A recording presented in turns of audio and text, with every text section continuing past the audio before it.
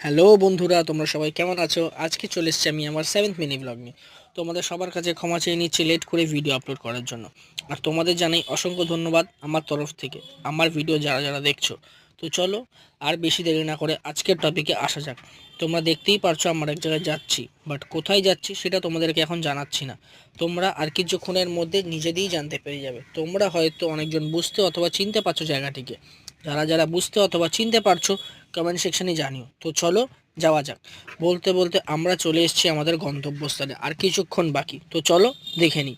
হ্যাঁ, এই হচ্ছে সেই পুতুল বাড়ি। তোমরা দেখতেই পাচ্ছ, যেটা ভৌতিক জায়গাগুলির মধ্যে একটি। তোমরা গুগলে সার্চ করলে দেখতে পাবে এই জায়গাটিকে। এটি শোভাবাজার লঞ্চ ঘাটের ঠিক অপোজিটে অবস্থিত। এই বাড়িটিকে তোমরা ঠিকভাবে দেখে নাও, একটু ভাঙাচোরা, একটু পাতাগুলো বেরিয়ে আছে বলে আরও বেশি ভৌতিক লাগছে। এই ধরনের ভিডিও ভালো লেগে থাকলে আমার চ্যানেলটিকে সাবস্ক্রাইব করে দিও।